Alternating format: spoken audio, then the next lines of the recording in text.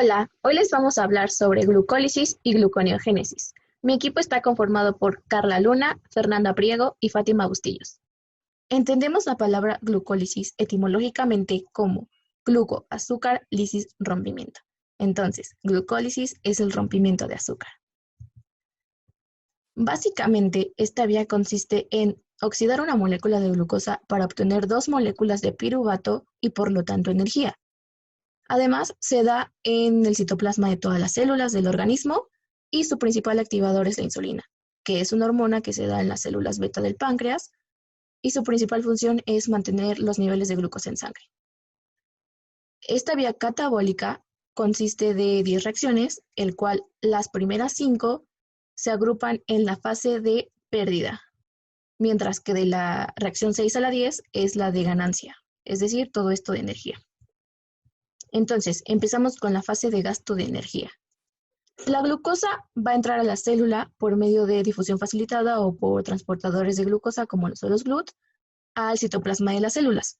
Entonces, ya estando en el citoplasma, se va a convertir en glucosa 6-fosfato. Esto por medio de la glucoquinasa o la hexoquinasa, dependiendo en dónde se encuentre. Porque la glucoquinasa es exclusiva para las células del hígado y para las células beta del páncreas, mientras que la hexoquinasa es para las células restantes. Entonces, pasar de glucosa a glucosa 6-fosfato es que la glucosa se fosforila. Entonces, la enzima quinasa produce la primera pérdida de energía, que es entra ATP y sale ADP.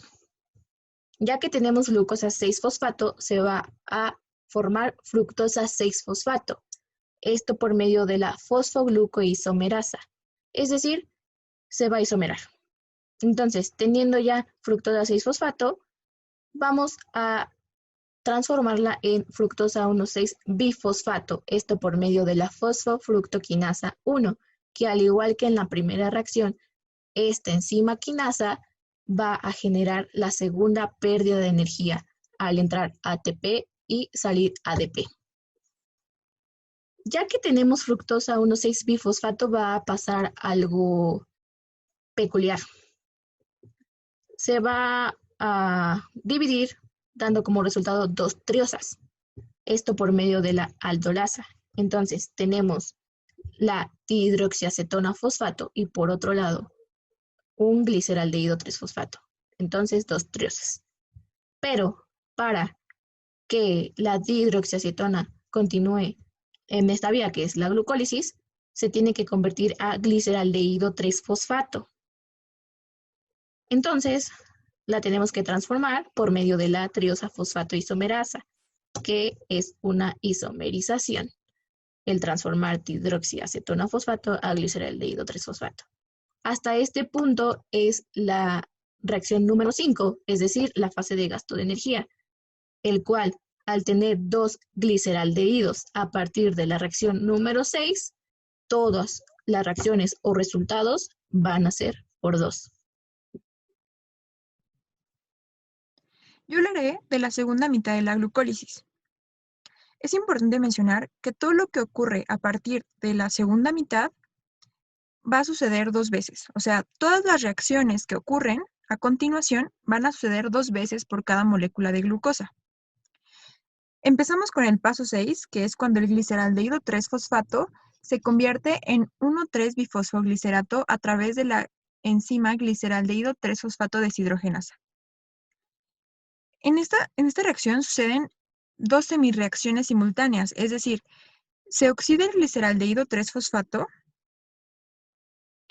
y después el NAD se reduce y se convierte en ADH más H. Aquí hay mucha energía liberada, entonces esta energía se utiliza para fosforilar a la molécula.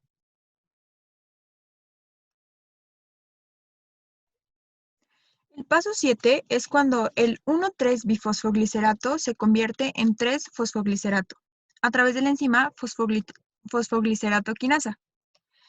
El 1,3-bifosfoglicerato dona uno de sus grupos fosfato al ADP, ¿ok? Entonces, se lo dona y se convierte en un ATP. que tiene 3 grupos fosfato.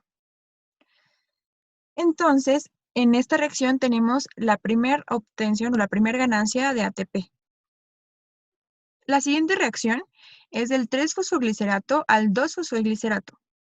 Es decir, cambia de lugar el fosfato. El fosfato se cambia de carbono. Estaba en el 3 y se cambia al 2. Esto sucede a través de la fosfoglicerato mutasa.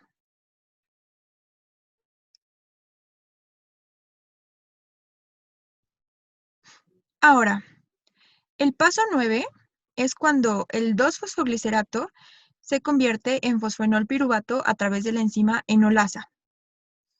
¿Ok? Aquí hay pérdida de una molécula de agua. El fosfenol piruvato es una molécula muy inestable, pero está lista para perder su grupo fosfato.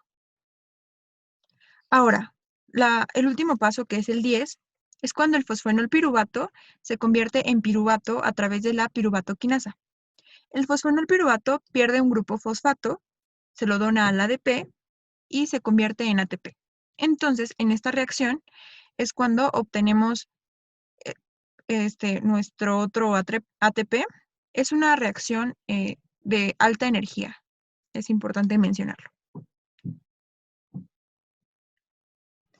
Como ganancia neta de esta vía, vamos a obtener 2 ATPs, 2 NAD y 2 moléculas de piruvato. El piruvato se puede ir a la ruta anaeróbica y aeróbica. En la anaeróbica es cuando no hay presencia de oxígeno. Entonces, el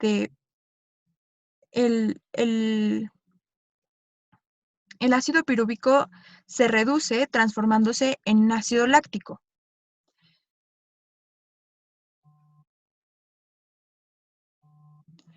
Cabe mencionar que esta conversión de ácido pirúvico a ácido láctico sucede a través de la enzima lactato deshidrogenasa.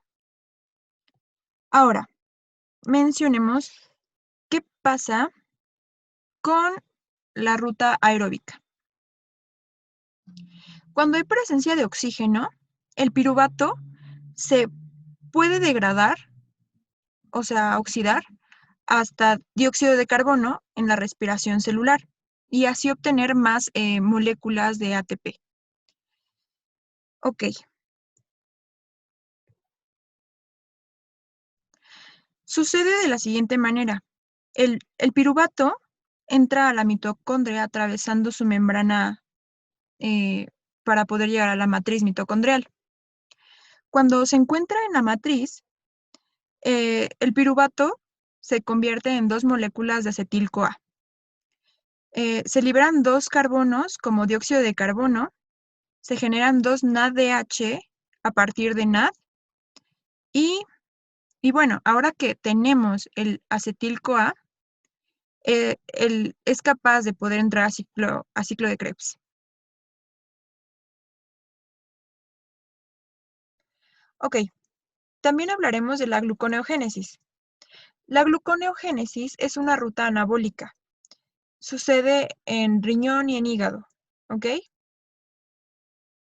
El objetivo de la gluconeogénesis es convertir 2 moléculas de piruvato en una molécula de glucosa a través de 11 reacciones metabólicas.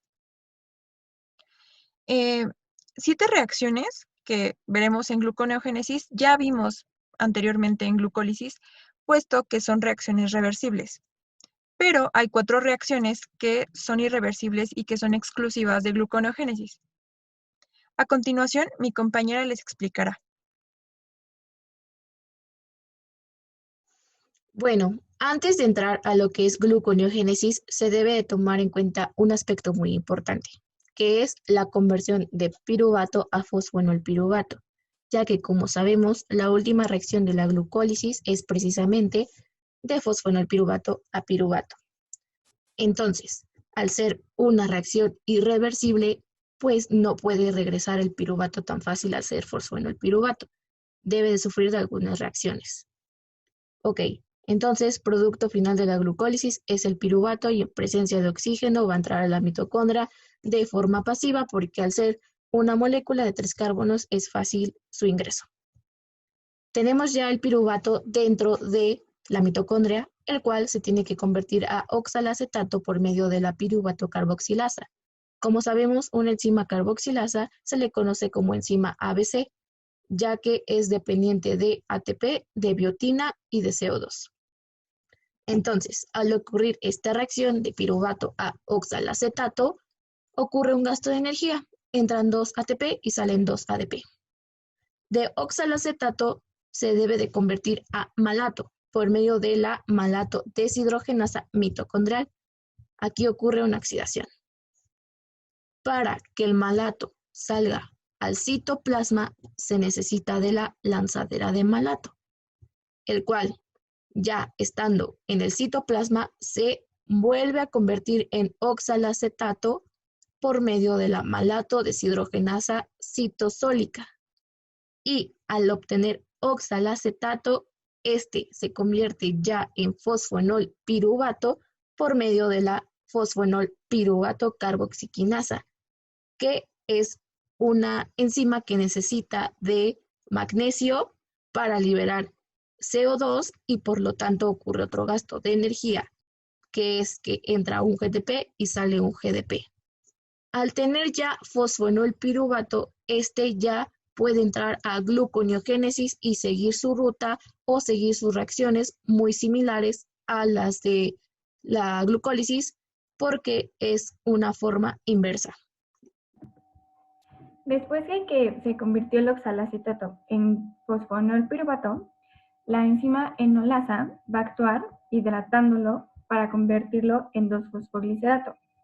Una vez que tenemos al 2-fosfoglicerato, lo vamos a convertir a 3-fosfoglicerato por medio de la fosfoglicerato mutasa, que lo que hace es cambiar el fósforo de carbón, del carbón 2 al carbón 3.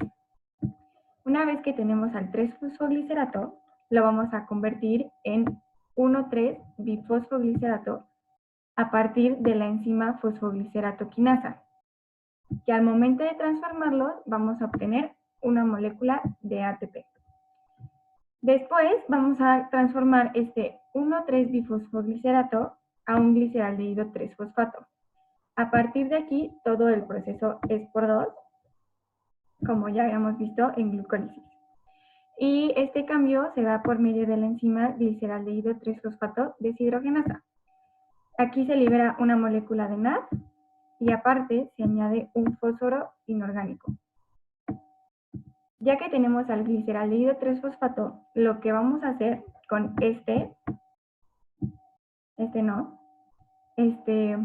por medio de la triosa fosfatoisomerasa, lo vamos a convertir a dihidroxiacetona 1-fosfato. Ya que tenemos a la dihidroxiacetona que obtuvimos hace rato por medio de la fosfotriosa isomerasa y teníamos al gliceraldehído, por medio de la enzima aldolasa, los vamos a juntar para obtener fructosa 1,6-bifosfato. Una vez que tengamos a la fructosa 1,6-bifosfato, por medio de la enzima fructosa 1,6-bifosfatasa, vamos a obtener a la fructosa 6-fosfato. Este proceso, como dice la flecha, es irreversible. Para convertir a la fructosa 6-fosfato a glucosa 6-fosfato, vamos a utilizar, va a actuar la enzima fosfoglucoisomerasa, dándonos así la glucosa 6-fosfato. Para convertirla ya de una vez en glucosa, va a actuar la enzima glucosa 6-fosfatasa, que de igual manera es un proceso irreversible, quedándonos así una molécula de glucosa.